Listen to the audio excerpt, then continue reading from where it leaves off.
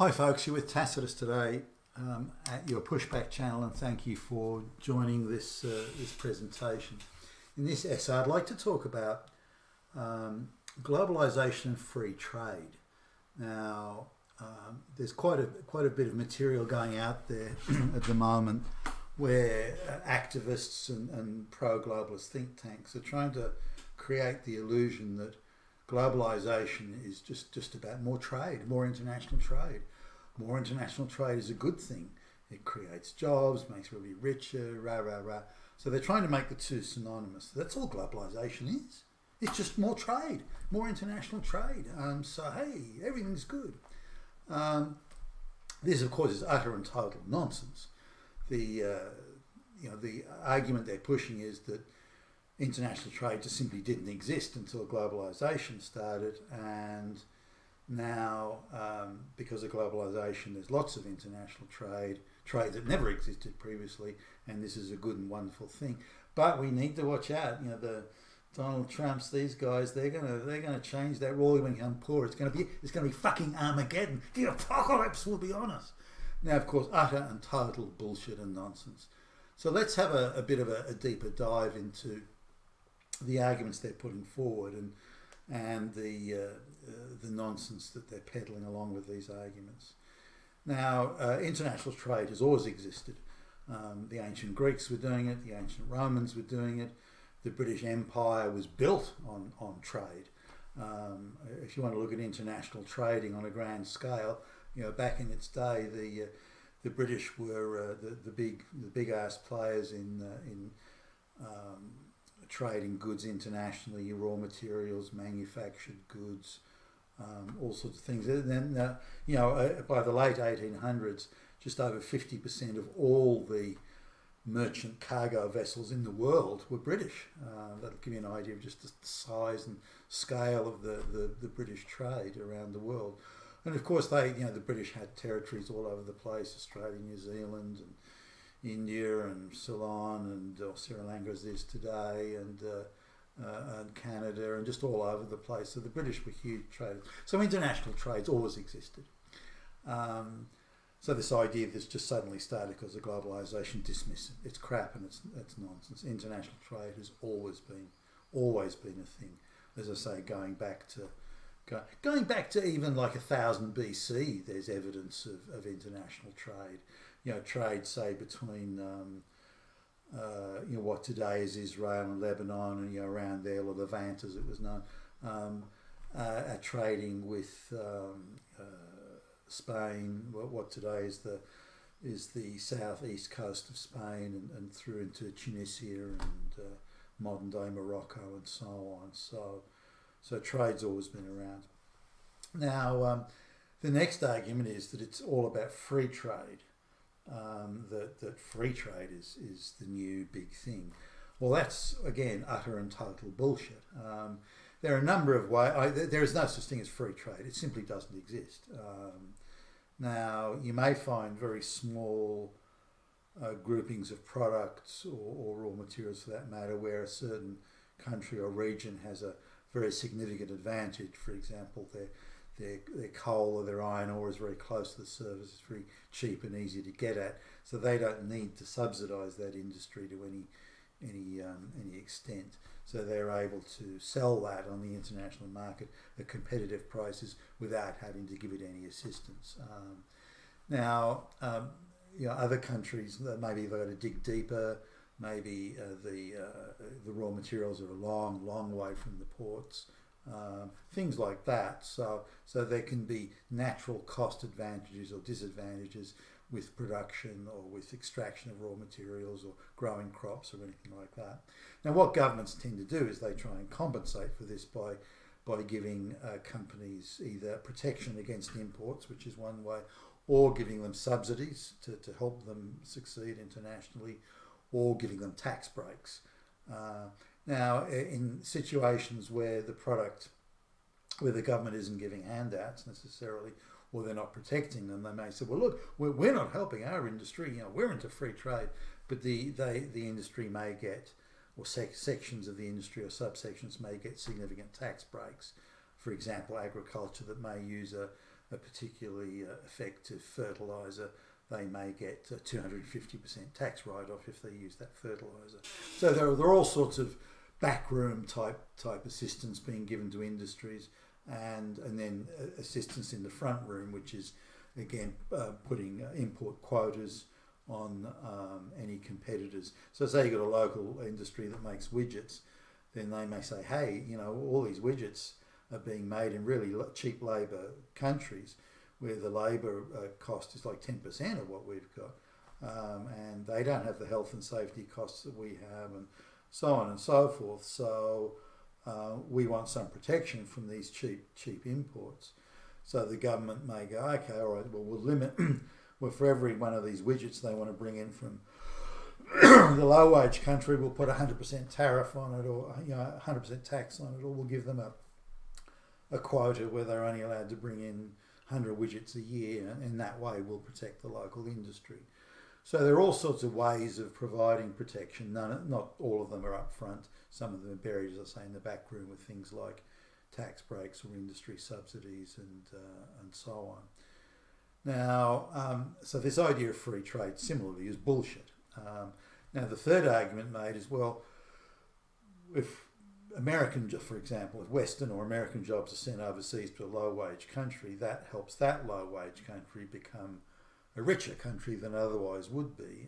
Therefore, it's beneficial because with the money they make, they either then can buy goods and services from the first world country that has given up its jobs to help there. So it becomes like a wealth sharing or wealth redistribution type mechanism when first world manufacturers take their production or manufacturing or assembly operations over to a third world country with very cheap labour rates, where, say, I remember when the factories started popping up everywhere in China or other places, even like Mexico. China, the government effectively controlled the whole labour machine. So people are working 6 days a week, 12 hours a day for fucking $2 an hour less, and then they're put up in these 6 people to a small bedroom, three layers of bunk beds and things like that. So conditions I would rate as deplorable, but these are Chinese peasants from the rural area that were previously living a subsistence lifestyle on the farms. So now they're being brought to the city and given these jobs. The argument is, well, hey, that's better than being on the fucking farm. So $2 an hour, it may be shitty living conditions, but it's better than it was. So what's your problem? They're used to shitty conditions.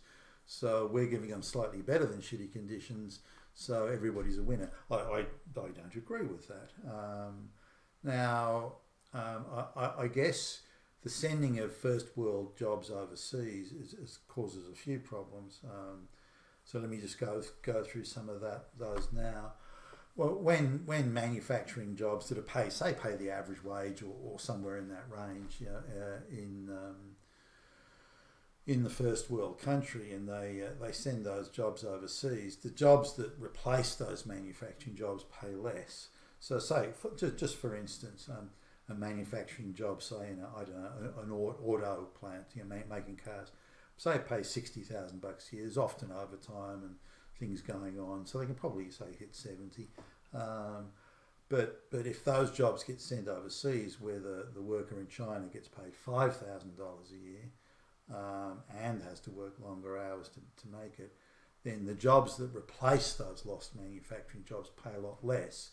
They're not replaced by equivalent jobs or equivalent paying jobs, or jobs with an equivalent amount of technology and know-how required. The people are going to work at take-out food shops or Walmart or those are the sort of jobs that then replace them. Low-paid service industry, hospitality industry jobs. Now there'll be a few jobs in manufacturing that pay well, but when a factory of 1,000 workers closes down, they'll be lucky if even 50 other manufacturing jobs are around paying that sort of money. So it's a net loss to the community. Now on top of that, there's also a virtuous circle loss, because when the factory goes, the people who did the maintenance on the machines, the people that sell the machines, people that install the machine, the machinery for manufacturing in these places, that's all gone. And then the industries that supply other things like the lubricants and the oils and the other bits and pieces that pay passably well, those sort of distribution businesses for the higher technology industry, they disappear also. So there's quite a knock-on effect of losing this. Now, another argument they come up with, well, that doesn't matter because when you get stuff made in China, you get a much cheaper product because the labour cost is much lower. You get a much cheaper product, therefore you're saving money, and therefore you've got now more money to spend on other things. Well, that's not true either. If you look at pretty much anything that comes out of China or any third world country for that matter, the cost of manufacture is lower, and you can buy it cheaper. It's not proportionally cheaper based on the reduced cost.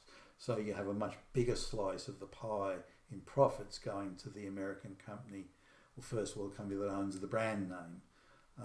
So they're getting a bunch of peasants to make it in the US, so make it in China. So given that labour makes up 50% of the cost of the item, for example, makes up half the cost of the item, and that the labour cost has fallen by 90%, then you should get a product that's 35-40% cheaper, but you're not. You're getting a product that's 10% cheaper. And that differential in profit is being kept by the brand name owner. So it's not filtering back to the consumer. Sure, you're getting a bit cheaper, but you're getting a much, you'll be able to buy at a lower price. You're getting a much cheaper product that doesn't last you as long, it doesn't work as well, that doesn't function as well, it doesn't have the features and so on and so forth. So you're having to replace it more often. And that's the case with all things. Clothes is an example. I can buy t-shirts cheaper now than, I can buy a t-shirt now for the same price as I could 25 years ago when everything was locally made. And you said, wow, whoa, that just shows how globalization works. Well, no, it doesn't, because the t-shirts I buy today, I'm lucky to get 2 summers out of them. And that's not that I'm washing it every day or wearing them every day. I've got like a gazillion t-shirts. So really, a t-shirt is lasting maybe 20 times, 20 goes around the washing machine. That's it. The dye's faded, the stitching's coming apart. You can fucking see through it. The only thing it's useful for is, a cleaning cloth for the car or something.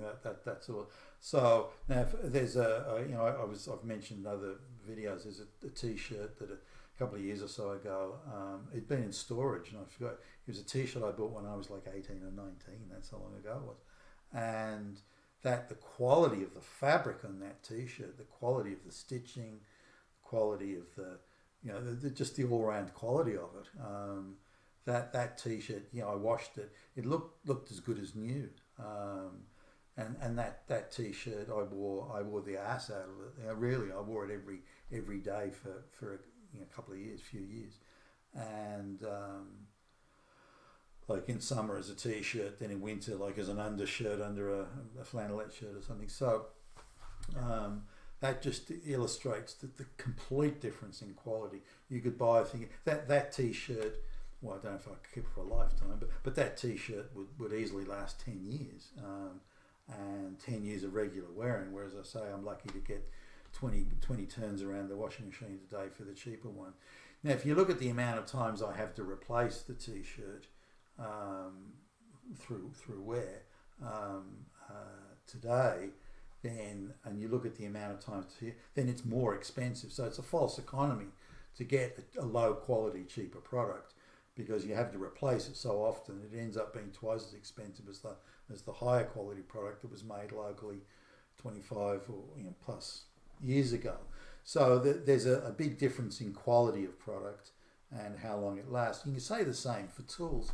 I had to buy the proper hardware. Tool shop was closed, and I needed to get something. So I bought like a spanner in Walmart, which was open for late trading. So I needed that to do some work on the car, and it was a tough bolt that it was a wrench that I got. It was a tough bolt that I was trying to get off, and and I broke the thing broke over getting the bolt off. Now the better quality locally made tools would never break or bend or buckle or bow or anything like that. This is cheap fucking shit. Now it is cheap, but it's crap. So again, you have to replace things more often. So this idea of it's cheaper, therefore it's better, that's bullshit. Now when you look at other arguments put forward, well, if the factory closes, then the money that was involved in running that factory will redeploy, and another business will open up around the corner or down the road, or another factory will open up, or this or that, and therefore it's just funds redeploying in creative destruction to build a more advanced, better economy. That's bullshit too. The funds don't necessarily redeploy at all. They may never redeploy, and the redeployment ratio on things like factories closing, the redeployment ratio is less than 1 in 5, and the new factories appear are typically much more robotized. Many more robots and labour-saving devices. They don't employ as many people anyway. So what's the solution? There's nothing wrong with trade and trading. If you're making something that's a good quality product, but what used to happen before this globalization, free trade bullshit, which is really code for moving first world jobs to third world. That's all it is. That's what it means. Bringing third world peasants into the West and exporting first world jobs to the third world. That's what the globalization is code for that. But this idea that the sending offshore of jobs is a good thing is bullshit. What typically happened was around the world was businesses would innovate. They'd say, okay, we need to make a better product, and it needs to be at a better price, better quality, more features, and that's how we're going to compete. That was the basis for commercial competition: better product, better quality product. The Germans proved that. They're still leaders, world leaders in machine tools, as an example, because they make the best fucking products. Japanese also make some good stuff in that area. America, I think, probably third in that, but Britain's almost fallen off the map on that score, as they used to have the best stuff many years ago. So this idea of competing on quality and innovation and invention and that's all been lost in globalization. Not that it doesn't go on anymore, but the idea is that international trade involves cheap labour, exchange rate arbitrage, sleazy backroom deals with industry subsidies and tax breaks. Like what happens to Hollywood at the moment. They get billions upon billions of extra tax breaks just so they can pump out all that woke propaganda bullshit. But this idea of competing on quality and price and innovation, that's pretty much disappeared and gone. The competition now is who can find the cheapest labour and bypass labour laws and these sorts of things. So that's not competition anymore. That's not value-add competition. That's reduction competition, which produces inferior products and also skews international trade away from innovation and so on to as I say, just chasing low wages and pumping out cheap shit products. So this idea, I just wanted to cover this because it's important. It's a scam. This idea of globalization is somehow creates trade and free trade that never existed. That's bullshit, utter and total bullshit. And we need to realise that globalisation, the sort of trade that it encourages and supports, is all a scam. You've been with Tacitus today, your Pushback channel, and thank you for listening.